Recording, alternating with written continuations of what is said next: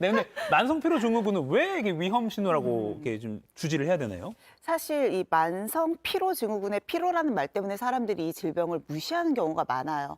피로는 정상적인 거죠. 네. 우리가 갖고 있는 에너지보다 활동량이 더 많으면 자연스럽게 해서 몸에서 이렇게 좀 쉬어. 이제는 우리가 회복을 해야 돼라고 보내주는 신호예요. 그러니까 얘기하신 것처럼 어린 아이들도 당연히 피로할 수 있죠. 많이 놀다 보면 먹는 것보다 에너지가 부족하니까요. 문제는 일상생활에서 쉬어도 이 피로가 회복되지 않을 때 만성 피로 증후군이라고 하는 거예요. 그리고 혈액 검사나 다른 검사를 해도 걸리는 게 없습니다. 그러니까 남들이 봤을 때는 나는 정말 피로해서 일상생활에 분명히 능력이 떨어질 정도인데 남들은 꾀병이라고밖에 볼 수가 없는 거죠.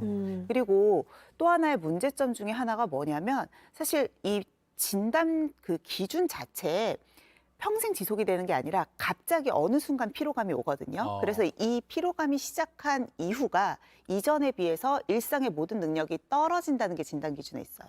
일상생활을 영위하기가 힘들다라고 보시면 되고요. 피로라는 말 때문에 좀 무시를 하다 보니까 오히려 미국에서는 그러면 여기에 만성피로 증후군이라고 하지 말자. 전신적 활동 불능증이라고 하죠. 활동을 하기가 힘들 만큼의 그런 피로감과 불편감을 느낀다는 거죠. 조금 더 질병적으로 보자 이거네요, 미국 쪽에서는. 근데 이렇게 하니까 진짜 갑자기 확 무서워졌어요. 아, 이거를 관리를 해야겠구나라는 생각이 드는데 예전에 광고 보면 이렇게 등에 이렇게 곰 업혀가지고 맞아요. 무거워 이렇게 축축 처지고 그런 게 결국에는 이 만성 피로다라고 할 수 있을 텐데 그러니까 뭐 자고 또 자도 개운하지도 않고 몸이 계속 뭔가 이렇게 깔아지는 그런 느낌이 든다라고 하면 이게 만성 피로 증후군인 건가요? 그렇게 많이 오해하시죠. 네. 제가 이 만성피로 증후군 얘기를 하면 선생님 저인 것 같아요. 저는 오랫동안 피곤했어요 라고 이야기를 하시는데요. 사실 만성피로 증후군은 진단 기준이 명확하게 있습니다.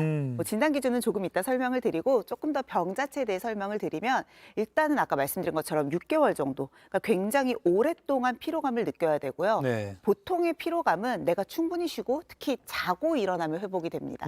그런데 자고 일어나도 회복이 되지가 않아요.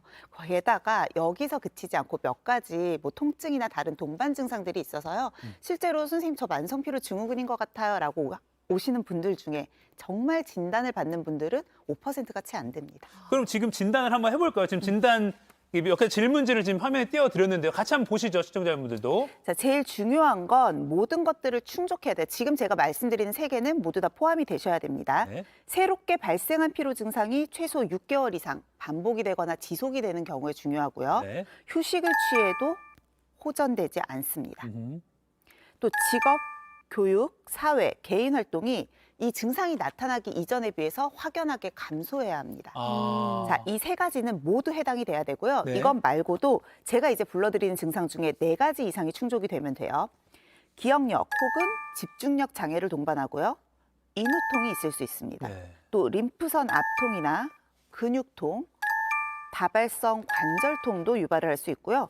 새로운 두통, 또 잠을 자고 일어나도 상쾌하지 않고 운동 후 또는 힘든 일을 한 후에 심한 권태감을 느끼게 되죠.